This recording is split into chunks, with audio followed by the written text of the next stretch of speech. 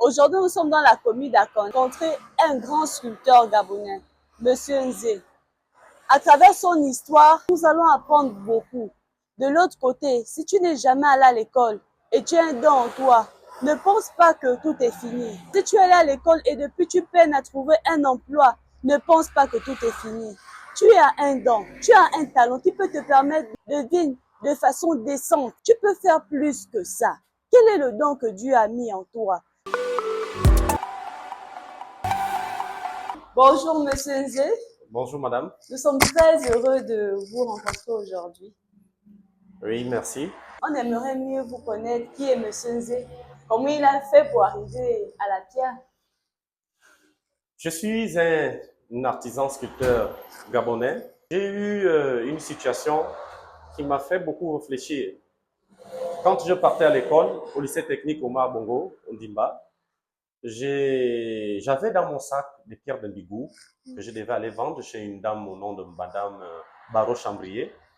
Et Monsieur Nguema Mbumba, Janvier, étant directeur des études du premier cycle industriel, avait l'habitude de venir se mettre au portail du lycée pour regarder, ça veut dire les entrées et les sorties de tous les élèves. Alors, il remarque que je suis tellement chargé et il m'interpelle. Et lorsque je vais vers lui, il me pose la question de savoir qu'est-ce qui est à l'intérieur de ton sac. Et là, lorsque je sors les pierres de bigou qui sont là, qui étaient dans mon sac, je lui présente, il me demande, mais qu'est-ce que ça vient faire ici? Qui fait ça? Je lui dis, c'est moi-même qui l'ai fait parce que ma sœur m'a pris depuis l'âge de 3 ans, c'est elle qui m'élève. Et comme elle n'arrive pas à subvenir toutes les charges au sein de la famille, donc je fais les pierres de bigou, je réalise, ça veut dire j'apprends à travailler les pierres dans un atelier de sculpture et dans les heures perdues, je vais de bureau en bureau faire des propositions afin de trouver un peu de moyens pour pouvoir accompagner ma mère dans la maison. Et M. Nguema Mbumba, Janvier, me regarde et il me dit, ça fait combien de temps que tu fais ça? Je dis, ça me fait pratiquement 2 à 3 ans. Il dit, donc tu viens à l'école et pendant les 3 ans, tu vas aussi dans les ateliers. Je dis, effectivement. Il me dit, mais qu'est-ce que tu viens faire ici? Ta place n'est plus ici. Et du coup, j'ai pris ça en mal. Je n'arrivais pas à comprendre que le lycée technique, avec toute cette masse humaine de jeunes Gabonais qui n'ont qu'un seul rêve, le rêve d'être diplômé demain, être à la charge de l'État, être avocat, médecin ou ingénieur ou peut-être colonel de douane ou de gendarmerie. Et M. Nguema Mbumba, lui, me dit, ma place n'est pas ici à l'école. Alors j'ai été très attristé. Je suis parti, mais avant de partir, il m'a dit, mais il faut penser à moi. Il faut aussi me faire quelques œuvres d'art pour que je puisse décorer ma maison. Et je suis parti, j'ai fait toute la journée, j'étais vraiment mal au point. Mais madame, je vous assure, je remercie Dieu du fond de mon cœur et du fond de mon âme d'avoir compris au jour d'aujourd'hui le message que Nguema Mbumba Janvier m'avait annoncé au lycée technique. Que moi, au moins, j'étais arrivé au degré et au niveau là où j'avais un support technique dans les mains. Et que ma place n'étant pas au lycée technique, il fallait juste que je sois encadré. Et voilà comment est-ce que j'ai mis le cœur dans cette activité. J'ai mis le cœur dans l'apprentissage. J'ai mis le cœur dans la manière de m'améliorer pour que cette œuvre d'art réalisée sur la pierre de bigou puisse être un objet qui va illuminer, ça veut dire le milieu là où un être humain vit dans ce jardin d'Éden. Et donc, pour cela, ça fait plus de 23 ans que je suis artisan sculpteur de pierre, de bigou et de bois. J'adore ce métier parce qu'à travers ce métier, j'ai trouvé la possibilité de pouvoir non seulement manger, mais résoudre les problèmes. À vous écouter, que vous avez rencontré des difficultés. Est-ce que vous pouvez nous évoquer quelques difficultés que vous avez rencontrées? J'ai passé des moments très difficiles dans ma vie. Et dans ces instants difficiles, j'étais presque perdu. Parce que je me suis mis mains et pieds dans l'alcool. Parce que j'avais gaspillé l'école et parce que ma soeur s'était détournée contre moi, Elle m'avait juste donné l'opportunité de dormir, de manger, mais je n'avais plus les avantages. Et à chaque fois que je regardais les autres enfants aller à l'école, j'étais mal au point. Je me posais des questions sur mon avenir. Et de là, j'ai commencé à travailler, mais sans repère. J'ai ouvert un atelier en face du Ballon d'Or où j'ai fait 5 ans. Après, je suis tombé. Et quand je suis tombé, je suis parti à Lambaréné, à Douma. J'ai ouvert un autre atelier là-bas. C'était tellement difficile parce que la province, ce n'est pas Libreville, ce n'est pas l'estuaire, ce n'est pas la capitale. Mais j'ai fait comme un homme. J'étais obligé. J'étais dos au mur. Et de là, parfois, je partais à Ibora tous les week-ends pour aller transporter la pierre. Je faisais mes pièges. Je faisais aussi mes plantations au niveau de Ibora. Et en dehors de ça, je venais à Lambaréné pour tailler la pierre, dans l'espoir de rebondir et revenir un jour ici à Libreville. Et lorsque je suis arrivé ici à Libreville, vous allez être surprise parce que là où nous sommes là, j'ai passé 3 mois à dormir à terre. J'ai dormi sur le sol. Est-ce qu'on peut filmer quand même? Venez voir, je vais vous présenter là où je dormais. Ah, ça. Je dormais ici, dans le petit coin là. J'ai fait 3 mois en train de dormir. J'ai mis le drap. C'est après que j'ai acheté un petit matelas. Et chaque soir, je fermais. Je sortais les choses à 5h30 du matin parce que l'embouteillage commence ici à 6h. Et après, j'ai payé un bon matelas pour bien dormir. Et c'est par la suite que, derrière moi, j'ai une voisine qui a libéré un studio. Et quand elle libère le studio, j'ai sauté de l'occasion parce que je ne pouvais pas, moi-même si je suis en train de faire un sacrifice, mais j'avais un enfant, un petit garçon de 8 à 9 mois, à 9 ans. Je ne pouvais pas l'introduire dans mon sacrifice. Parce que, regardez, on avait une douche externe et même les latrines, on avait des latrines externes. Donc, c'était tellement difficile.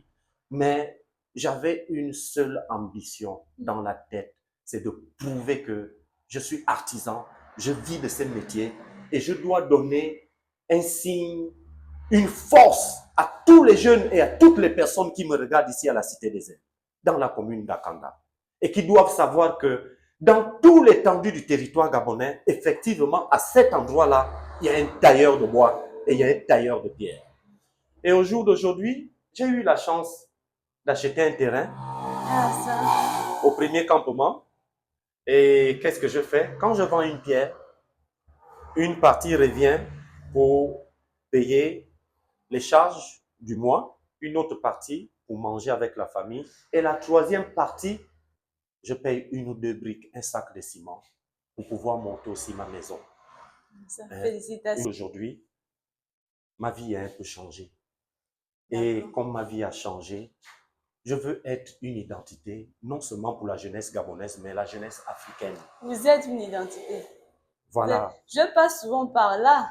Et à chaque fois que je vois la pierre, ça fait quelque chose dans mon cœur. Merci beaucoup, madame. Ça fait quelque chose. Et je tiens à vous dire que je n'ai pas eu la chance d'atteindre l'école supérieure ou avoir le bac. J'ai arrêté l'école en seconde. Mais je vous le dis du fond de mon cœur, je remercie Dieu de tout mon âme sur 2 volets. Le premier, c'est que j'ai retrouvé la confiance que j'avais perdue dans les cœurs des humains quand je buvais les alcools. Parce que ça me fait aujourd'hui 13 ans, je ne consomme pas aucune goutte d'alcool dans ma bouche. J'étais devenu sans abri. Il y a 13 ans en arrière, j'étais sans domicile fixe. Vous pouvez imaginer ça? Je tiens à vous présenter ce sac emblématique. Je vous raconte encore une histoire. Je revenais de la forêt à Lambaréné et j'avais quelques pierres que je partais vendre à l'artisanat en ville. Et j'avais ce sac au dos. Et j'ai vu une grosse voiture garée devant moi. Et la grosse voiture, il y a eu 2 occidentaux et puis 3 noirs qui sont descendus. Ils m'ont dit, monsieur, oui, est-ce qu'on peut prendre les photos avec le sac que vous avez au dos? Ah, ça? J'ai dit, oui. Ils m'ont dit, explique-nous. C'est quoi ce sac-là? Je les ai dit, c'est un sac fait de lianes. Hein? que nos aïeux ont commencé à utiliser pour faire l'agriculture et en dehors de l'agriculture pour transporter le bois, et ceux qui partaient aussi faire la chasse, ils portaient aussi le gibier à l'intérieur. Donc ce sac, on l'appelle le moutete. Le moutete. Moutete. Donc, c'est avec ce sac que nous, à Lambaréné, nous transportons la pierre de Mbigou à l'intérieur. On transporte la pierre de Mbigou à l'intérieur et on le soulève pour le mettre au dos.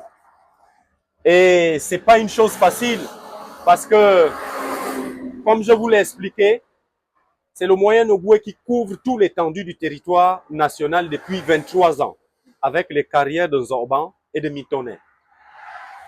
Plus précisément à Ibora. Et je profite de l'occasion pour dire un grand bonjour à Madame le chef Mapessi Antoinette, un autre grand bonjour à Monsieur le chef du village de Zorban, Monsieur Moye, et un autre bonjour à la chef de Mitonnet. Et je loue aussi les autorités de la province du Moyen-Ogoué qui ont uni et rassemblé les artisans de la dite province à une association pour qu'ils puissent valoriser non seulement la province où un fils externe est venu marquer l'histoire au nom d'Albert Chauzer, qui fait l'identité de la province du Moyen-Ogoué, et de nous avoir, donc d'avoir réuni ces jeunes en tant que vitrine de la province et du Gabon. Voilà, donc voilà le sac en question. On transporte les pierres de Mbigou en forêt. Et là, vous avez un éléphant en bois avec ses cornes, ses défenses. Et nous allons partir maintenant à l'atelier, là où nous transformons le bloc de pierre en produit fini. Ici, c'est l'atelier. Vous voyez que là, on a fait des petites cartes du Gabon en pierre de Mbigou. Ça vient d'être fini. C'est déjà un produit commercial.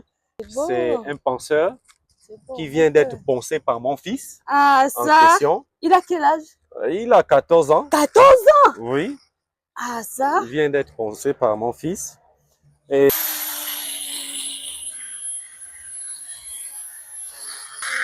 ça veut dire que ça peut prendre combien de temps, par exemple, pour une sculpture comme ça? Le métier dort déjà dans ma tête depuis 25 ans ou 23 ans. Mais quand la vie m'attrape par le cou et que je suis dos au mur, de 6 heures du matin à 18 heures le soir, j'ai déjà fabriqué 10 œuvres d'art. Ah, ça? Bah oui, 10, sinon 7, 8. Merci beaucoup, Monsieur Nzé. Nous avons appris davantage à travers cette interview. Merci. Et nous savons que de l'autre côté, il y a un jeune, par exemple, habitant à Mounana, dans le Haut-Ogoué, qui verra cette interview et qui va prendre un nouveau tournant pour sa vie. Cette interview va le façonner parce qu'il peut apprendre. Les jeunes qui sont à Libreville peuvent venir vers vous, demander une formation. Ou pourquoi pas, les parents peuvent prendre conscience aussi de l'état de leur enfant. Mon enfant ne veut pas forcément aller à l'école. Je veux orienter mon enfant pour que demain il puisse vivre à la science de son point. À travers cette interview, beaucoup de personnes vont prendre conscience. Est-ce que vous avez un mot de fin pour encourager quelqu'un peut-être qui est aussi dans l'art et qui se dit que je vais arrêter? Encourager une maman qui se dit peut-être que qu'est-ce que je fais de mon enfant? Je vous remercie, madame, et je vais vous surprendre pour continuer à dire ceci. Le Gabon n'a jamais été aussi en forme qu'aujourd'hui. Chaque chose a son temps. Et le temps que nous sommes en train de vivre, à l'heure où je m'adresse à la nation gabonaise, c'est le temps d'un essor vers la félicité. Et cet essor vers la félicité, l'humanité, ça veut dire la population gabonaise dans son ensemble, est marquée dans le fond de nos cœurs. Ça veut dire le message là a un effet, non seulement dans nos cœurs, mais dans nos cerveaux. Je tiens à dire à tous les jeunes Gabonais, toutes les jeunes Gabonaises, que moi que vous voyez en face de vous, il y a de cela 13 ans, j'étais sans domicile fixe. mains et pieds attachés dans une vie où l'alcool me dominait. Mais aujourd'hui, j'ai affronté, ça fait 13 ans, j'ai coupé la consommation d'alcool qui était un frein parmi les autres sur mon émancipation. Et moi qui ne suis pas allé loin à l'école, je suis encore un peu fier de ce contexte. Parce que je parle au nom de tous les garçons et les enfants de la rue.